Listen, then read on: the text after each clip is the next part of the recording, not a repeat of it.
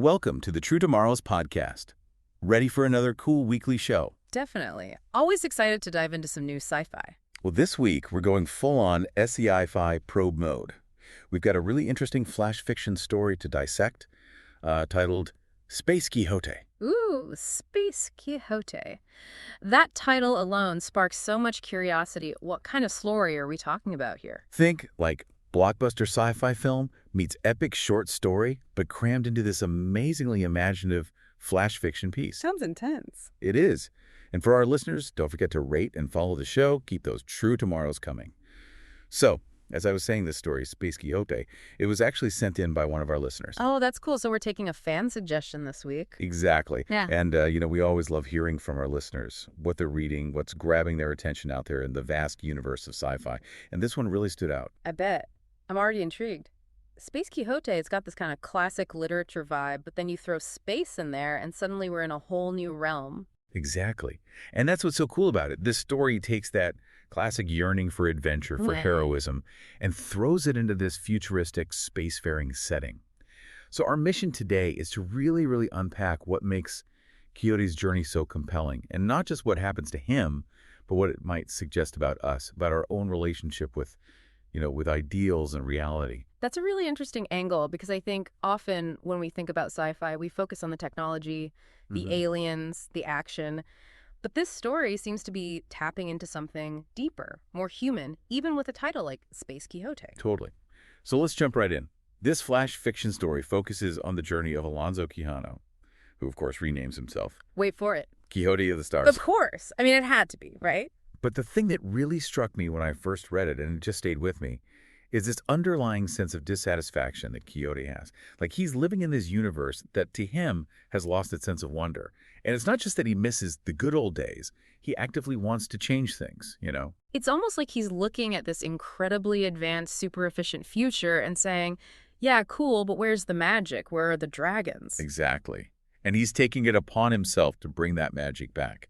Which brings us to the heart of it, Who is this spacefaring Quixote? The story actually paints a really vivid picture of him. Oh, it does. It describes him as a former scholar, someone who was deeply immersed in the literature of ancient Earth, stories of knights, quests, chivalry. And now he's older. He's got this silver hair, a beard. And just picture this, he's wearing a spacesuit, but it's adorned with ancient heraldry, like straight out of those old stories. Right. Talk about a statement piece. He's a walking, talking contradiction, isn't he? This futuristic setting, and then, bam, this blast from the past in a spacesuit. Right. It's not just some random fashion choice. It's totally deliberate. And I think that's a crucial point to grasp when we're trying to understand his motivations. It's not just a midlife crisis with a spaceship, There's a real yearning there, a deep longing for something that he feels has been lost in the relentless march of progress. So it's not just nostalgia. No, it's deeper than that. He sees this universe that's become so focused on commerce, on science, on efficiency, that it's lost its sense of romance, of adventure, of heroism. And he feels this very personal need to inject those things back into it, which, let's be honest, is a pretty bold, even a little defiant stance, wouldn't you say? It is. It's like he's saying, look, I get that we've evolved, that we've made these incredible technological leaps, but haven't we lost something important along the way? And that question, it kind of makes you stop and think, like in our own lives, in our own pursuit of progress, what are we sacrificing? What are we overlooking? I think that's one of the brilliant things about this story, how it takes this seemingly outlandish character and uses him to pose some pretty profound questions. Yeah, and let's not forget about his spaceship, Rocinante. Ah, yes. Rocinante. It's not just a ship, it's a statement, right? Like an extension of his whole persona. Exactly. So picture this, it's this decommissioned ship that he's completely refitted, and not just with the latest tech. He's deliberately incorporated these archaic design elements, these nods to the past. It's painted with the colors of some ancient Earth noble house, which, I mean, come on, how cool is that? And then you have the AI, which speaks in Old English. No way. So he's gone all in on this medieval space knight thing. Totally. He's created this little pocket of the past in the middle of this hyper-futuristic setting. And I think that level of commitment, it really underscores his sincerity. It's not a joke to him. It's a mission. And it makes you think about our own relationship with the past, with our own ideals, How far would we go to preserve those things in the face of change? That's a fantastic point. But no knight errant is complete without a squire. And that's where Sancho Panza comes in. space-age Sancho Panza. Right. And Sancho, he is the perfect foil to Quixote. He's this really practical engineer, down to earth, focused on the nuts and bolts of things.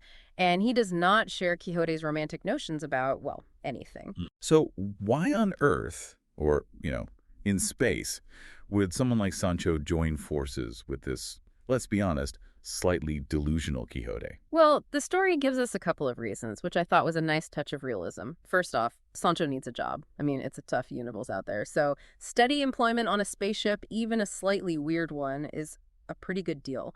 But I think there's also this hint that deep down, Sancho might be craving something more than just routine maintenance and repairs. Maybe there's a little bit of that adventurous spirit lurking beneath his pragmatic exterior. I can definitely see that. It's that classic tension, isn't it? Yeah. Between the comfort of the familiar and the allure of the unknown. Exactly. We've all felt that tug, I think. And that dynamic between them, between the starry-eyed idealist and the pragmatic realist, it really comes through in their first conversation about Quixote's mission, the whole purpose of this crazy adventure. I bet that was an interesting conversation. A knight errant in space, What exactly is his mission? Well, Sancho cuts right to the chase, very bluntly asks if they're actually going to be out there in the vastness of space, fighting dragons and alien overlords, and you can practically hear the eye roll in his voice. But Quixote's response is this incredibly passionate declaration that the universe is their new realm for chivalry, that they're going to be this force against the coldness of science and commerce, righting wrongs, fighting injustice, all that. It's beautiful, it's inspiring, but it's also a little bit absurd, The clash of perspectives right from the start. Yeah. And it sets the stage for their whole adventure. Absolutely. And their first big encounter, it kind of throws that clash into sharp relief because they come face to face with what Quixote perceives as a dragon. A space dragon. Well, sort of. It's actually a solar flare, this massive eruption of energy from the sun. And scientifically speaking, it's a pretty amazing but also potentially dangerous phenomenon. But in Quixote's mind, it's something entirely different. You got it. He sees this blazing inferno of cosmic energy, and his imagination instantly transforms it into a fiery celestial dragon. A worthy adversary for a knight errant of the stars, of course. So he doesn't just admire it from a safe distance. Oh, no. To Quixote, this is a call to action, a chance to prove his valor, to defend the universe from this dragon. And keep in mind, Sancho's probably in the background, frantically explaining that it's a natural phenomenon, that they should steer clear, basic space safety stuff. But does Quixote listen? Does Quixote ever listen to reason when adventure calls? He throws on his refitted knight's helmet, which, by the way, includes some modern sensors, a nice little nod to the fact that he's not totally clueless about technology, and he charges straight towards his raging inferno of solar energy. That sounds incredibly reckless, even for a spacefaring knight errant. What happens? Do they survive this close encounter with the dragon? They do, but it's a close call. The story describes it as this harrowing experience, with Rocinante barely holding together as they navigate through the intense radiation and turbulence. But they come out the other side, and Quixote, well, he's ecstatic. He's convinced that he's just defeated a cosmic dragon, saved the day. Sancho, on the other hand, is probably just relieved to be alive and questioning his life choices. I can imagine.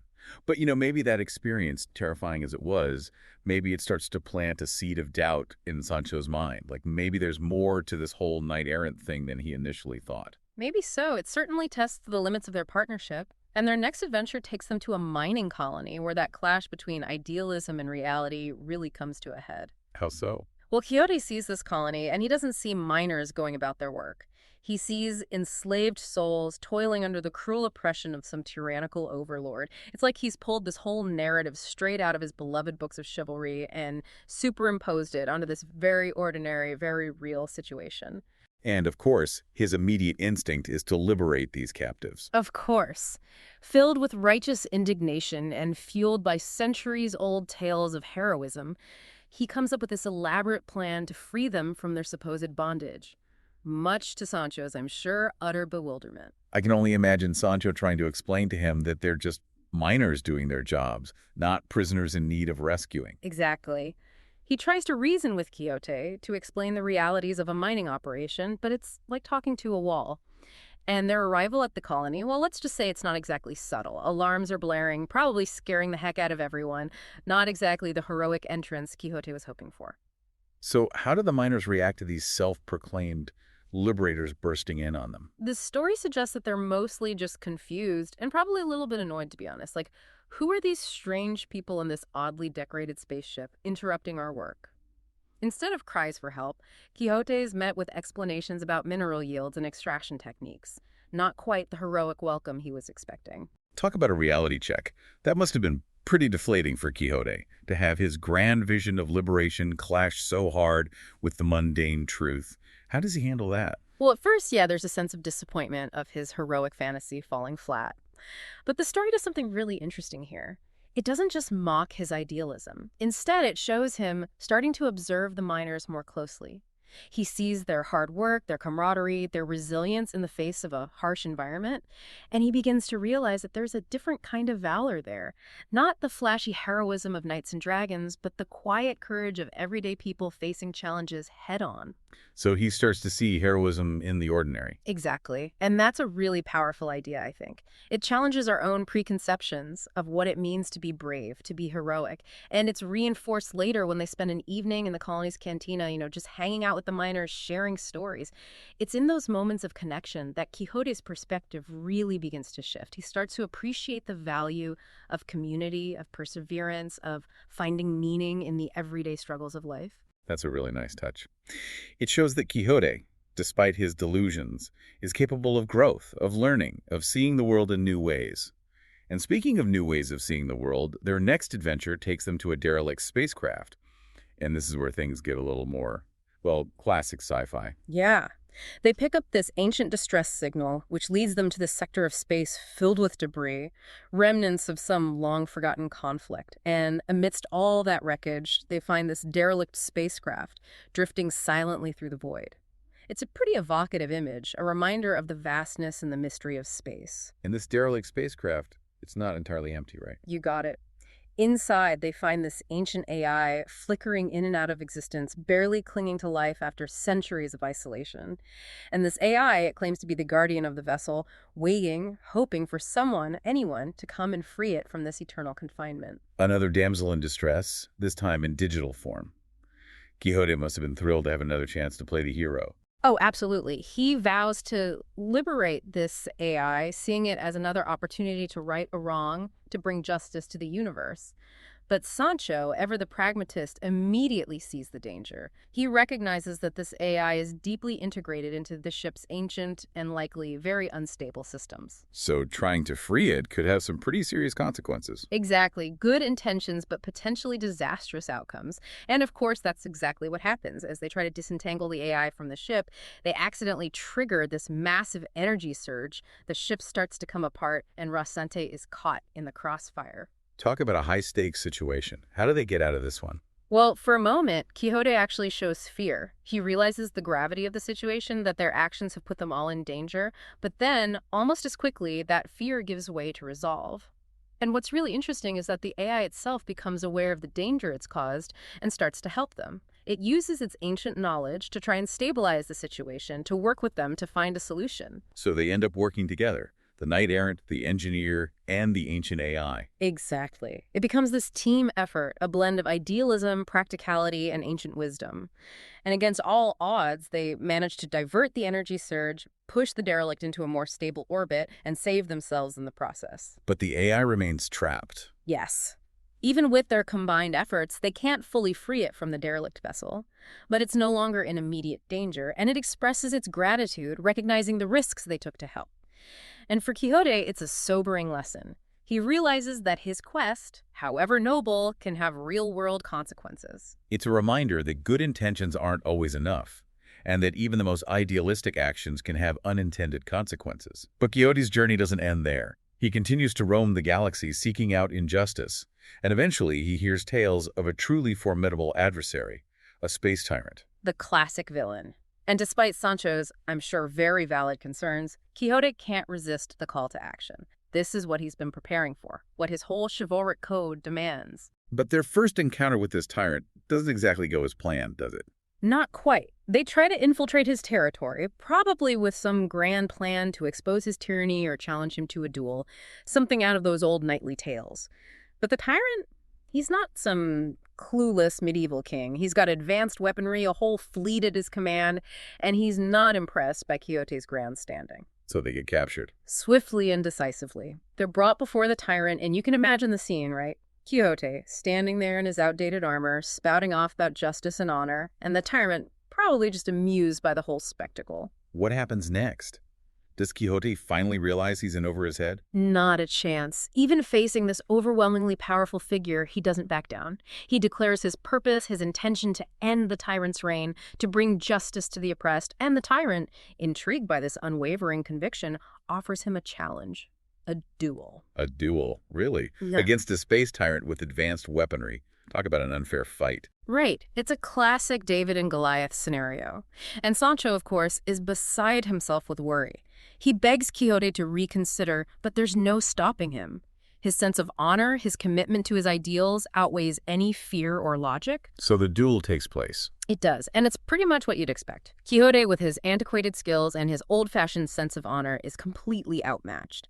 But he fights bravely, refusing to yield, even as the tyrant toys with him, demonstrating his superior power. And Sancho, what does he do? Well, he can't just stand by and watch his friend, his companion, get destroyed, so he does something incredibly brave, incredibly reckless. He jumps into the fight, armed with nothing but his tools and his loyalty, trying to protect Quixote from the tyrant's attacks. Wow. But it's not enough, is it? No, it's not. They're both outmatched, facing certain defeat, but then something unexpected happens. What happens? The people who have been suffering under the tyrant's rule, the people Quixote was trying to liberate, they've been watching this whole duel unfold and seeing this crazy old knight, this unassuming engineer, willing to stand up to this all-powerful tyrant. It sparks something in them. They rise up in rebellion. That's amazing. So Quixote's actions, even though they seem doomed to fail, they actually ignited a revolution. Exactly. And in the chaos that follows, Quixote and Sancho manage to escape, aided by the rebels. It's a turning point in the story, a moment where Sancho truly realizes the power of Quixote's idealism, even if it's often misguided. So their defeat was actually a victory of sorts. They inspired hope, they sparked change, even though they couldn't defeat the tyrant themselves. Precisely. And that realization, it changes everything for Sancho. He starts to see the world differently, to understand the impact that even seemingly small acts of defiance can have. That's a really powerful message. But the story doesn't end there, does it? What happens to Quixote?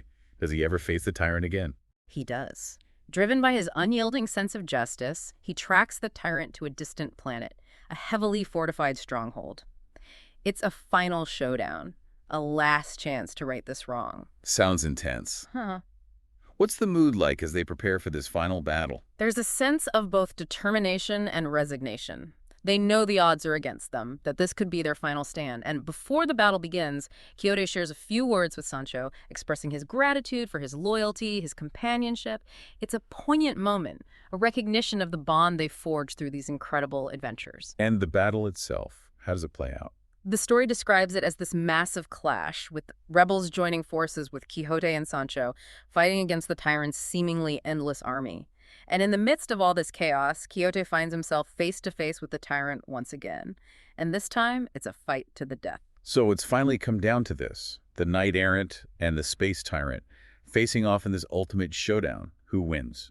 Well, against all odds, against all logic, Quixote triumphs.